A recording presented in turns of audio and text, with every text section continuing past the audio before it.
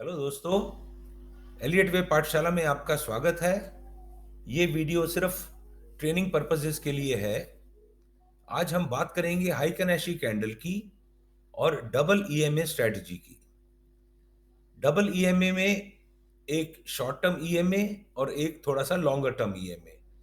For example, इस वाले chart में मैंने शॉर्ट टर्म लिया है एक्सपोनेंशियल 21 कैंडल और लॉन्ग टर्म लिया है एक्सपोनेंशियल 50 कैंडल।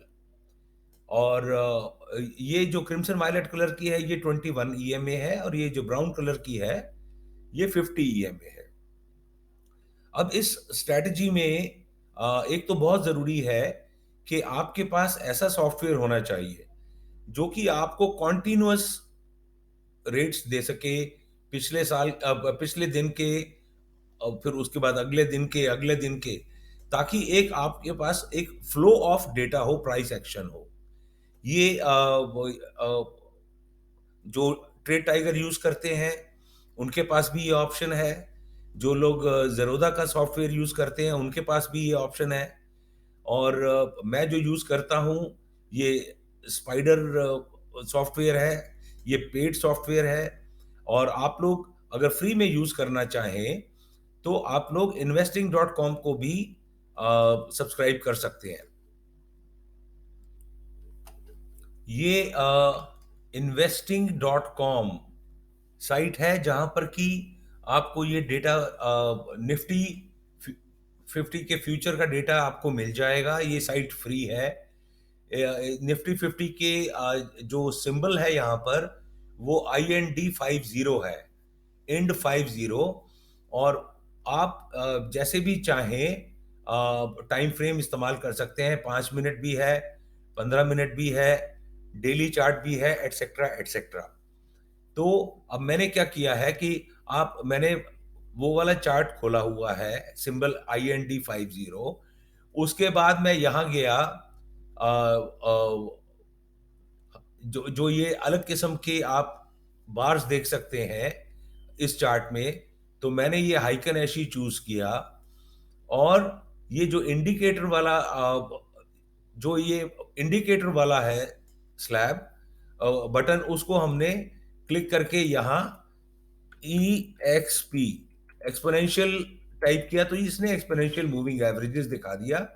इसको 2 बार क्लिक किया मैंने तो ये यहाँ पर 2 ऑप्शंस आ गई। फिर इनका डिफॉल्ट 9 का है तो मैं ये सेटिंग्स में जाके फॉर्मेट करके उसको 21 कर दिया और उसका कलर भी चूज करके क्रिम्सन वायलेट कर दिया। और यहाँ पर सेटिंग्स में जाकर के, फॉर्मेट में जाकर के मैंने जो टाइम पीरियड है वो 50 चूज किया। मैं आपको दिखाता हूँ कैसे। ये मैंने क्लिक किया तो ये इनपुट्स जो है, इनपुट में यहाँ पर 50 कर दिया। और जो स्टाइल है उसमें जाकर के मैंने कलर को क्लिक किया तो यहाँ पर मैंने अपना ब्राउन कलर चूज कर लिया। राइट। इस तरीके से मैंने ये अब चार्ट investing.com पर खोल लिया है। सो अगर आप लोगों के पास पेड सर्विस नहीं है तो इसको आप बड़े आराम से इस्तेमाल कर सकते हैं। बहुत बढ़िया सॉफ्टवेयर है। चलिए वापस चलते हैं हम अपने सॉफ्टवेयर के ऊपर। थोड़ा सा मैं बात कर लूं आप लोगों के साथ हाइकन ऐशी कैंडल क्या होती है और फर्क क्या होता है जापानीज कैंडल स्टिक से। जापानीज कैंडल स्टिक में जो बनती है उसका पिछली कैंडल से कोई लेना देना नहीं होता। वो खुद एक चीज शो करती है कि जी अगर तो वो ग्रीन कलर की है इसका मतलब उसका ओपन नीचे था और क्लोज ऊपर था। और ये ऊपर की एक्सटेंशंस हैं जो कि डे हाई और डे लो की बात शो करते हैं। अगर उसका क्लोज नीचे है और ओपन हाई था तो वो कैंडल का कलर रेड हो जाता है। अगर मान लिया इंट्राडे में आप किसी कैंडल को ट्रैक कर रहे हैं तो वो रेड से ग्रीन हो गई, इसका मतलब ये हो गया कि जब उसका ओपन यहाँ था और क्लोज नीचे आ गया था तो वो रेड हो गई। मगर जैसे ही वो क्लोज ऊपर चला गया तो ये ग्रीन हो गई। मगर हाइकन आशी ऐसे नहीं बनती कैंडल। हाइकन आशी कैंडल जो नई कैंडल बनेगी उसका ओपन पिछली कैंडल डिसाइड करती है।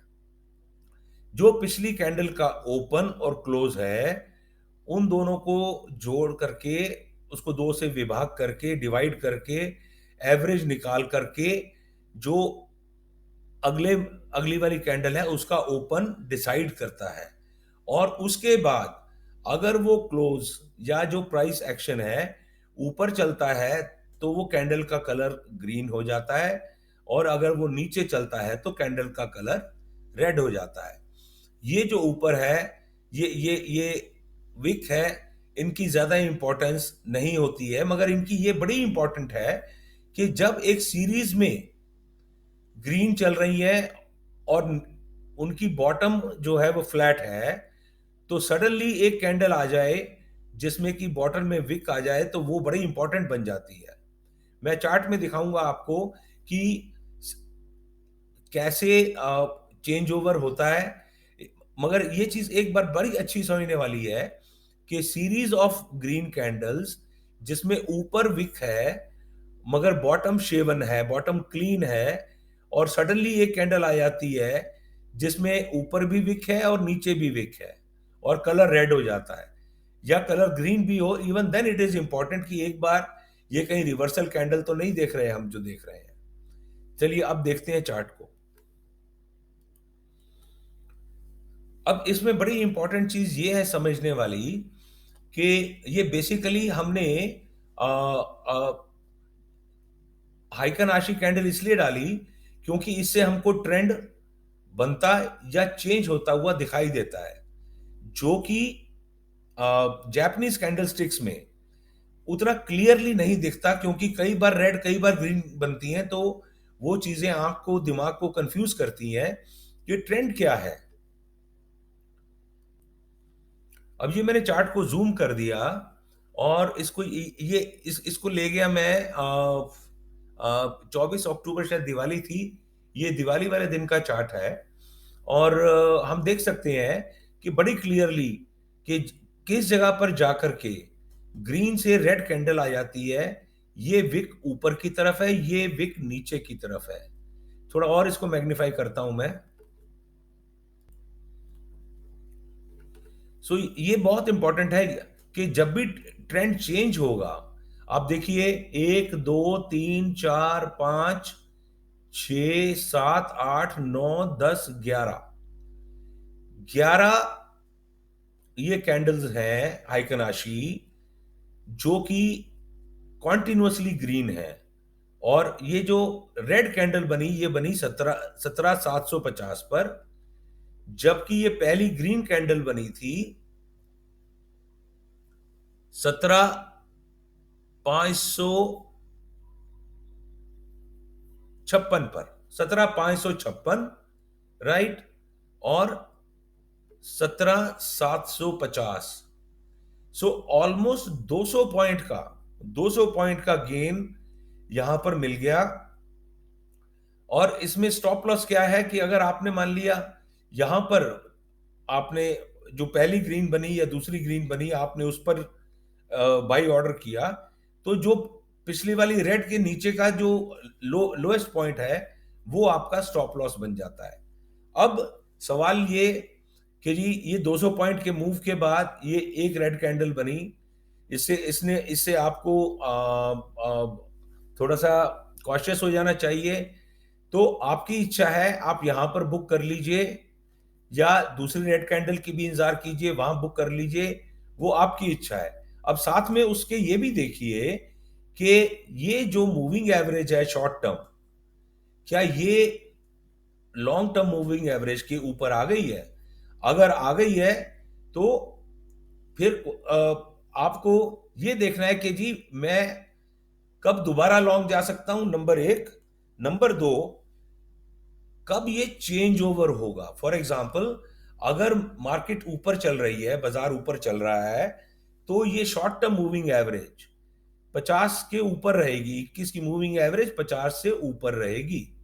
सो आप जब भी ग्रीन कैंडल दिखे आप उसमें पोजीशन ले सकते हैं, आप दूसरी कैंडल के भी लिए भी इंतजार कर सकते हैं, और जब आपको पहली या दूसरी रेड दिखे आप उसमें निकल भी सकते हैं, वो आपकी मर्जी है। या अगर आप अब अच्छे ट्रेंडिंग मूव में है तो फिर आप इस रिवर्सल का इंतजार कीजिए कि जी कब ये 21 की मूविंग एवरेज क्रॉस करे 50 की मूविंग एवरेज के नीचे और प्राइस उससे नीचे आ जाए। इसमें आपके कुछ गेन्स तो जाएंगे, मगर जब बाजार स्ट्रांगली ट्रेंड करता है तो आप बहुत मोटे पॉइंट्स पकड़ेंगे। फॉर एग्जांपल, अगर मैं आपको दिखाऊं, ये यहां पर 24 अक्टूबर को ये क्रॉसओवर हुआ था। ओके, हम अगर मान लिया उसके क्लोज वाले दिन की बात करते हैं, 17,650, राइट, 17,650 का क्लोज है और ये मूविंग एवरेजेस, इनका डिफरेंस बढ़ता ही जा रहा है, बढ़ता ही जा रहा है और 18,200 के ऊपर चला गया निफ्टी फ्यूचर। कहां? 17,650, 18,200 के ऊपर चला गया। अब आपकी इच्छा है, एक दो तीन चार, ये चार अगर आपको मान लिया कैंडल्स दिख रही हैं, अगर आपको लगता है गेन्स बढ़िया है तो आप बिल्कुल निकल सकते हैं, और या फिर आप क्रॉसओवर का इंतजार कीजिए उसमें। अब ये 18,200 था और क्रॉसओवर आया है करीब आप समझिए 18,125 के आसपास। तो ये सारे टाइम फ्रेम्स पर आप काम कर सकते हैं। 5 मिनट के टाइम फ्रेम पे भी काम कर सकते हैं, 3 मिनट के टाइम फ्रेम पे भी काम कर सकते हैं। मगर एक चीज समझने वाली बात है कि आप जितना टाइम फ्रेम कम करते जाएंगे उतने ही नंबर ऑफ ट्रेड्स बढ़ जाएंगे आपकी, उतनी ब्रोकरेज बढ़ जाएगी, उतना एसटीटी बढ़ जाएगा, एटसेट्रा एटसेट्रा। सो अगर आप 15 मिनट के टाइम फ्रेम पे कोई भी बंदा इसको ट्रेड करता है तो वो एक बहुत लंबे लंबे मूव्स पकड़ सकता है। जैसे अब मैं अब आपको आगे बाकी का चार्ट राइट साइड पे दिखाता हूं। अब हम बात करें 22 नवंबर की, राइट। तो हम देख रहे हैं कि ये 21 की मूविंग एवरेज है, ये 50 की मूविंग एवरेज के बिल्कुल साथ में क्लोज हुई है और 23 नवंबर को करीब आप समझिए 100 रुपए का गैप अप मिला था और 100 रुपए के गैप अप के बाद दिन में ये मूविंग एवरेज ऊपर चलती रही, क्रॉस इन इन दोनों का डिफरेंस बढ़ता गया और एंड में थोड़ी सी एंड में सेलिंग आई थी, और मगर उसके बाद जो एक्सपायरी वाला दिन था वो सब ग्रीन ग्रीन ग्रीन, फिर ये दो रेड, फिर ग्रीन। मगर आप साथ में देखिए ये गैप कितना बढ़ रहा था, लंबी लंबी ग्रीन्स हैं, राइट, और छोटी छोटी सी दो रेड है। अगर मैं यही कैंडल स्टिक्स लगा दूं तो आपको यहां पर ढेर सारी कैंडल स्टिक्स बीच में बनती हुई दिखाई देंगी, जो कि फॉल्स अलार्म कई बार क्रिएट करती हैं क्योंकि वो उसका कलर रेड हो जाता है। सो इस कारण से मैं यहां पर हाइकेनाशी यूज कर रहा हूं। और आप ये देखिए कि ये ट्रेड मान लिया हमने क्लोज पर लिया था 22 नवंबर को 18,250 पर, और मान लिया अगर हमने अभी भी क्लोज नहीं किया है तो आज का हाई था 18,797, मोटा मोटा 18,800 समझ लीजिए। तो यहां से आपको 750 पॉइंट निफ्टी के ऑलरेडी मिल चुके हैं। That is the beauty of this trade.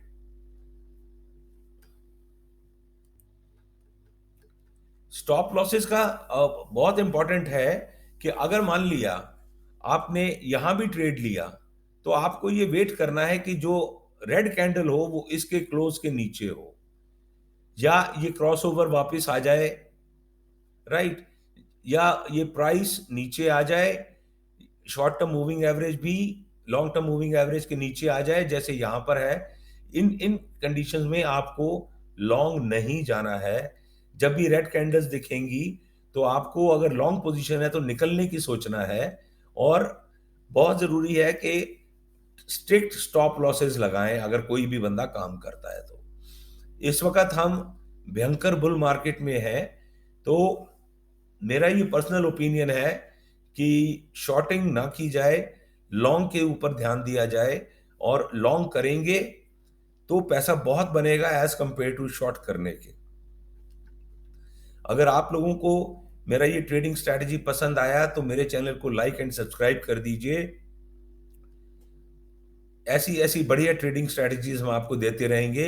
Individual stocks के बारे में भी हम आपको काफी बता रहे हैं कि क्या उनके टारगेट्स हैं, कब लेना चाहिए, मैं कब लूँगा या मैं कब बेचूँगा, एटसेट्रा। अगर ये वीडियो मेरा आपको पसंद आया है, तो इसको लाइक एंड सब्सक्राइब कर दीजिए और शेयर कर दीजिए ताकि बाकी लोग भी इसको देख पाएँ। And thanks for watching.